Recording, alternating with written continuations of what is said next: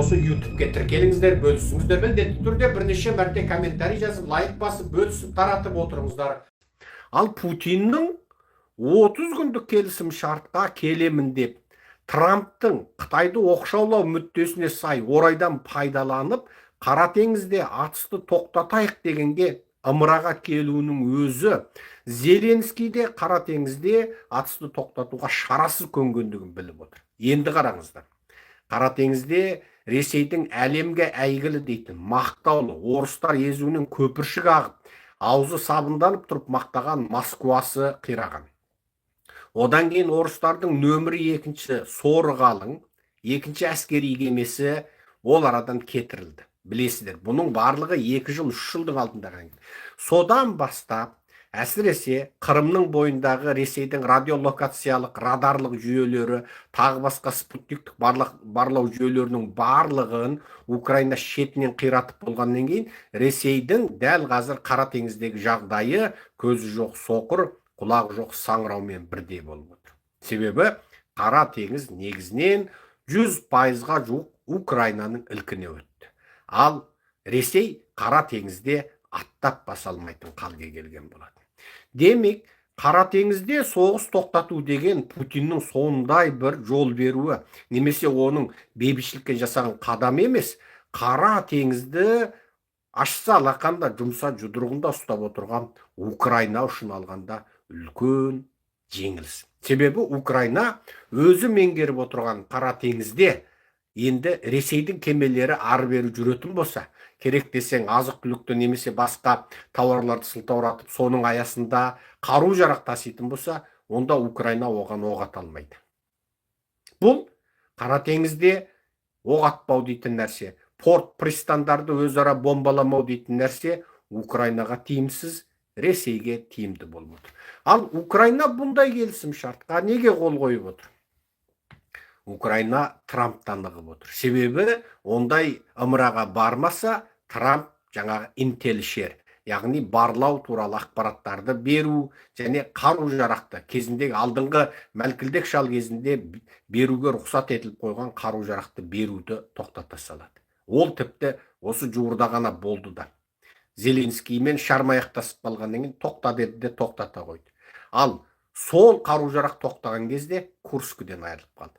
Мен Курскіден украиндердің айырылатындығын, олар Курскіден толық шегініп шығудан 3 апта бұрын өзімнің лекцияларымда айтқанмын. YouTube'дегі пост бөлігінде Украина осы Курскіден айырылады ау дедім.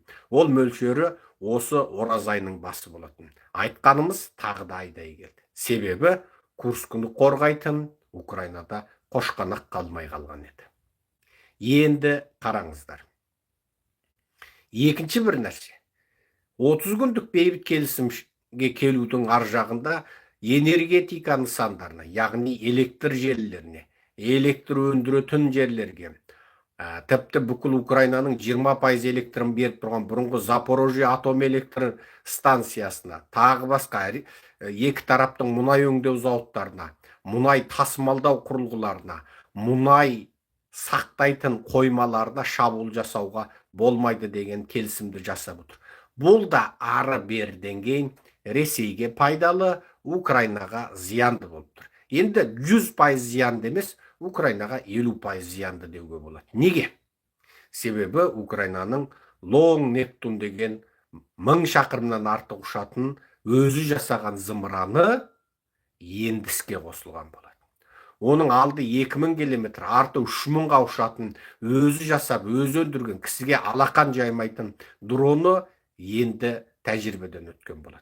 Яғни енді Украина Американың қаймарысын атайын десе, әр қаймарысын ататын кезде Американың қабағына қарайды.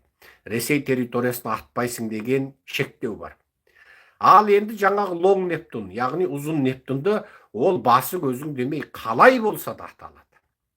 Дәл осы кезде орыстарды қыспақ қалатын бір ғана тәсіл бар. Ол қалалардағы энергия көздерін, мұнай қоймалар, мұнай өңдейтін зауыттарын жарып тастаса, онда орыстар машинесіне бензин құя алмайды. Алдыңғы шептегі танкілер мен техникалары жанармай жетіспейді. Ең бастысы энергетикалық құрылғыларды қиратқанда орыстың қалалары электрсіз қалады. Электр қалса зауыттар жүрмейді. Тұрғындар майшамға күні қарап қалады. Бұның барлығы Ресейдің халқын көшеге шығуға мәжбүрлейді. Кем дегенде Путинге қарсы, соғысқа қарсы көңіл күй ашыққа шығады. Демек, тура дәл қазір Зеленский өзінің 1000 шақырымға ұшатын, алыс қашыққа ұшатын, аса жойғыш қуаты бар Лонг Нептунын енді жасап, зымыранын енді жасап болған кезде энергетика көздеріне шабуыл жасамайсың дейтін бұндай 30 күндік соғыс тоқтату келісімі анығында Украина үшін пайдасыз, ал Ресей үшін олардың көктен тілегенін жерден берген нәрсе болып тұр. Көктен тілегенін жерден берген нәрсе болып тұр. Мен бір қысқа видео түсіріп YouTube'те салдым. Путин Трамптың құлағын оқ тескенде шіркеуге барып жалбарынып, Құдайдан Трамп ұзақ өмір тілепті деп. Екіншісі, Ресейдің ең атақты суретшісін шақырып, Трамптың суретін салдырып, оның өкілінен беріп жіберіпті деп. Бұл арада тура осы екі келісім, Қара теңізде соғыс тоқтату менен энергетика көздеріне зымыран атпау деген, шабуыл жасамау деген келісім анығында алдыңғысы 100% Украинаға зиян, артқысы 70-80% Украинаға зиян, ал екеуде 100% Ресейге пайдалы болғалы отыр. Енді Зеленский де амалының жоғынан бармағын шайнап отырып, осы қадамға барып отыр. Ол пақырдың да егер өз қолында мүмкіндік болатын болса, Путинді баяғыда бас салып, етін жеп, сорпасын ішіп, сүйегін бүркіп итке тастайтын еді. Бірақ оның шамасы жоқ. Ол алақан жайып кісіге кіріптар болып отыр. Кісідегінің кілт аспанда деген қазақтың сөзі осындай еске келеді. Мен үнемі қайталайтын, от қаруға қолы жетпей, орыс басып кіргенде тентіреп жан жаққа ел шаттандырған қазақ хандығының жағдайы еске келеді. Анау Американың CIA-ның қызметкері Доглас Маккернейн Тибетке барып, Тибеттен Үндістанға барып, Үндістаннан Жаңа Делиден Америкаға ұшып, Америкадан қару алып келеді деп, ең соңында қарусыз қалып, Қытай коммунистерінің қолына түсіп, қор болған, шахид болған Оспан Батыр атамыз есімізге келеді. Міне, тура қарусыз қалған Оспан Батырдың тағдыры, қарусыз қалған от қаруы жоқ қазақ хандығының тағдыры, міне дәл қазір Зеленскийдің басында бар. Бірақ ол Оспан Батырдың жағдайынан әлдеқайда жағдайы жақсы, қазақ хандығының жағдайынан әлдеқайда жағдай жақсы күйде. Кем дегенде Еуропа Украинаны артынан тіреп тұр. Ал Еуропада сондай бір етегіне намаз оқып отырған тақуа жұрт емес. Оларда Украинадан айырылсақ, ендігі Ресейдің араны бізге қарап ашылады деп отыр. Бар болғаны Украина олардың ұлттық мемлекеттік және саяси амбициялық мүдделеріне сай келіп отыр.